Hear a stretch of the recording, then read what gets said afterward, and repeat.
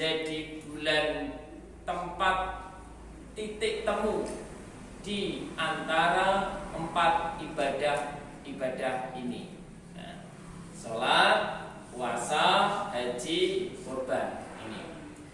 Hari ini kita akan mencoba menyelami apa makna dan hikmah di balik ibadah kurban dan haji itu. Bapak Ibu, mari kita mulai dengan menelusuri kedalaman makna di balik ibadah kurban. Ya, kurban itu pada tanggal 10 Dzulhijjah, kemudian ditambah hari Tasyrik pada tanggal 11, 12, 13. Kita dilarang berpuasa di hari Tasyrik. Waktunya kita itu menikmati gizi itu. Bapak Ibu, selama ini bertahun-tahun kita itu berkorban. Pernahkah kita itu berpikir dan merenung mengapa yang dikorbankan itu adalah hewan, gitu ya? Mengapa Allah memilih penyembelihan hewan sebagai puncak ibadah kurban itu? Nah, Bapak Ibu, ketika kita menyembelih hewan, apakah Allah itu membutuhkan daging dan darahnya? Kan tidak. Daging tidak akan sampai kepada Allah. Yang sampai kepada Allah itu adalah takwanya. Jadi dagingnya tak akan sampai kepada Allah, maka yang kita kirim ke langit itu adalah keikhlasan kita.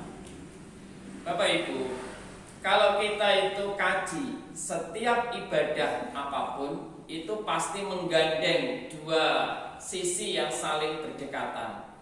Contoh sholat. Sholat itu diawali dari mengangkat kedua tangan, takbiratul ihram itu simbol hablum minallah.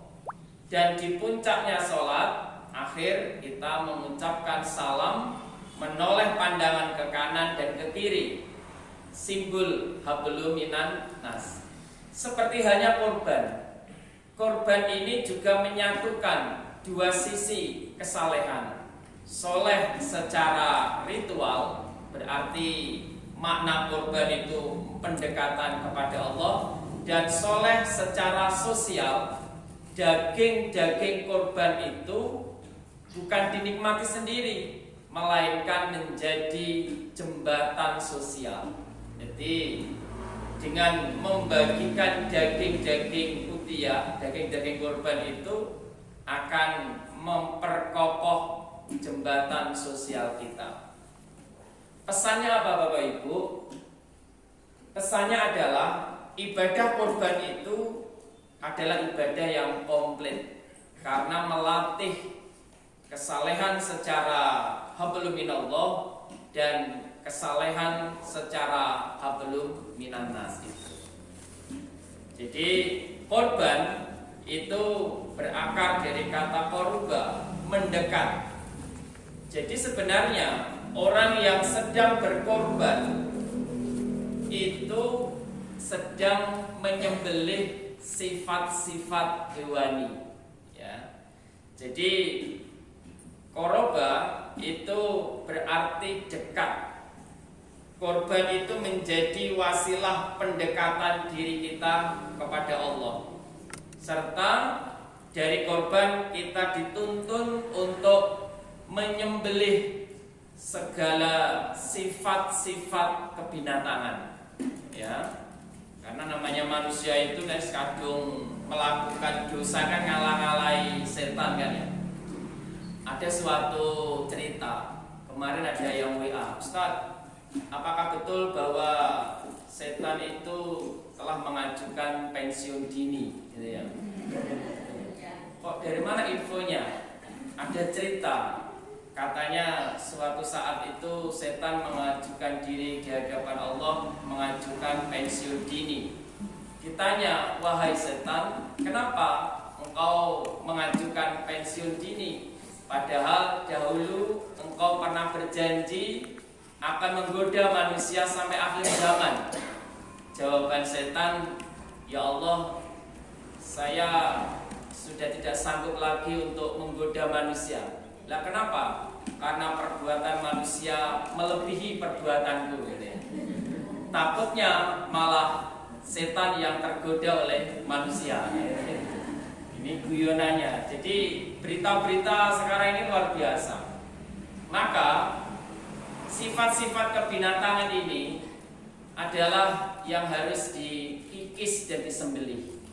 Kalau kita itu menyaksikan penyembelihan hewan kurban, menyaksikan darah yang mengalir, kalau tidak mengambil hikmahnya, maka korban itu hanya sekedar sebagai festival tahunan, gitu ya.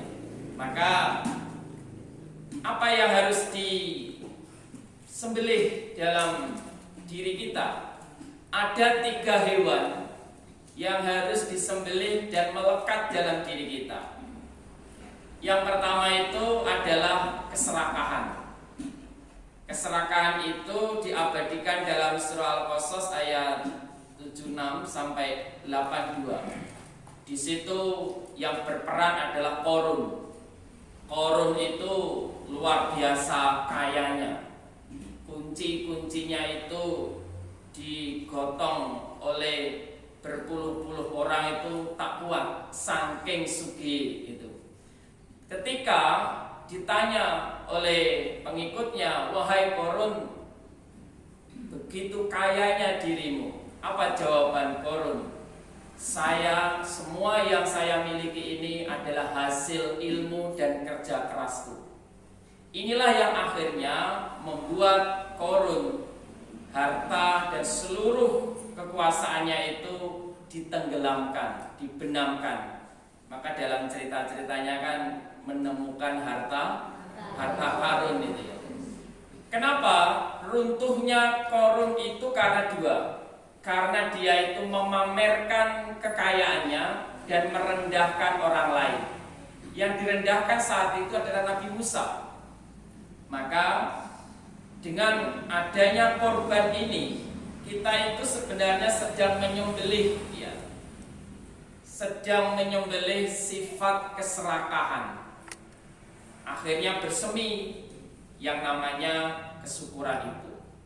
Lalu hewan yang kedua yang harus kita sembelih itu adalah kesombongan. Kesombongan ini mengangkat cerita tentang Fir'aun dalam surah An-Nazi'at ayat 24. Fir'aun itu seorang raja yang sangat kejam, berkuasa. Bahkan Fir'aun ini ada salah satu raja yang mengaku dirinya sebagai Tuhan. Pada akhirnya kekuasaan itu akan runtuh. Sehebat apapun manusia memahat namanya di atas batu sejarah, ia tetaplah makhluk yang lemah, yang fana, dan kembali menjadi tanah. Maka kesombongan, kelasnya sombongnya Fir'aun itu saja bisa luluh lantak karena kesombongannya itu. Dengan adanya korban, kita dilatih untuk menyembelih segala keangkuhan diri kita. Lalu yang ketiga itu adalah hasad dan iri. Ini diangkat dalam surah Al-Maidah ayat 27 sampai 30. Ada peran Qabil, iri, dengki kepada saudaranya Habil. Karena korbannya Habil diterima oleh Allah, maka tragedi pembunuhan inilah yang menjadi awal pembunuhan di muka bumi ini, di mana Qabil memelihara rasa dengki hingga membunuh saudaranya daripada memperbaiki diri. Jadi kenapa korbannya Qabil kok tidak diterima? Karena yang dipersembahkan itu adalah barang-barang atau korban yang buruk-buruk gitu ya. Itu sengele-ele itu dikumpulnya baru dikorbankan. Sementara Habil itu memilih hewan yang terbaik yang dipersembahkan. Maka dari kisah Qabil dan Habil inilah yang menjadi latar belakang adanya peristiwa korban sebelum akhirnya Nabi Ibrahim itu. Nah, Bapak Ibu, inilah 3 bentuk hewan dalam diri kita yang harus disembelih. Dan setiap manusia kan punya 3 hal ini: serakah, sombong, iri, gitu ya. Maka apalagi ghibah kan ya. Ghibah itu kan tanda tak mampu. Ini lebih menarik mana? Kita sholat atau ghibah? Nah, apalagi nih Ibu. Ini bakti kalau kalau ghibah seperti ini berjam-jam kuat ini ya. Apalagi kalau pas ghibah suaranya itu makin mengecil, maka informasinya semakin valid, semakin seru. Nah, Bapak Ibu sekalian, jadi korban itu adalah bentuk puncak kepasrahan. Jadi Nabi Ibrahim tidak diperintah untuk membunuh Ismail, melainkan membunuh rasa memiliki yang berlebihan terhadap dunia. Memang Nabi Ibrahim ini kan sudah mendambakan buah hati bertahun-tahun. Setelah hadirnya buah hati, takutnya ada kecondongan kepada buah hatinya, kepada dunianya. Akhirnya bermimpi dan diperintah untuk menyembelih putranya. Ada diskusi antara ayah dan putranya karena semalam sempat bermimpi untuk menyembelih. Apa kata anaknya? Laksanakan. Kalau itu memang perintah Tuhan, maka laksanakan. Akhirnya setelah pedang itu dibuka, sebenarnya di situ Nabi Ibrahim bukan untuk membunuh Ismail, tapi membunuh rasa memilikinya itu. Jadi ketika Ibrahim menghunuskan pedang, ia telah menyembelih egonya sendiri. Jadi itulah puncak kepasrahan yang sesungguhnya. Nah, Bapak Ibu sekalian, hidup kita itu kan seperti tukang parkir kan ya. Kita itu kan semua tukang parkir. Panjenengan saged mirsani, di Pasar Rambe itu beraneka ragam merek kendaraan sepeda motor kan ada dalam genggaman tukang parkir. Tapi apakah tukang parkir itu merasa bahwa itu semua adalah miliknya? Kan tidak. Jadi Ibrahim memang mencintai Ismail, tapi Ibrahim tidak bisa memiliki Ismail.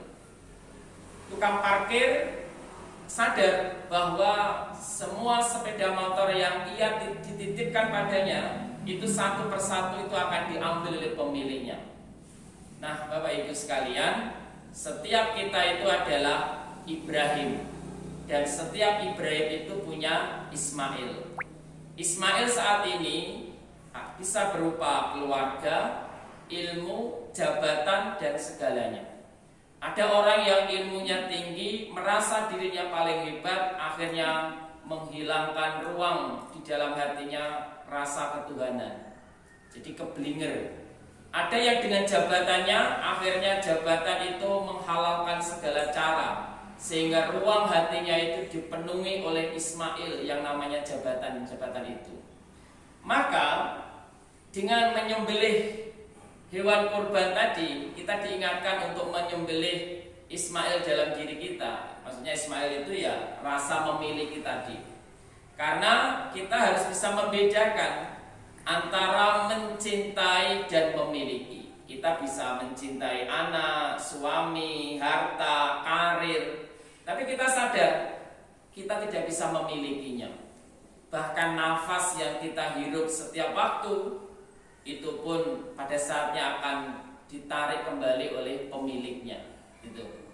Maka Allah itu maha zat yang maha ghayur, maha pencemburu.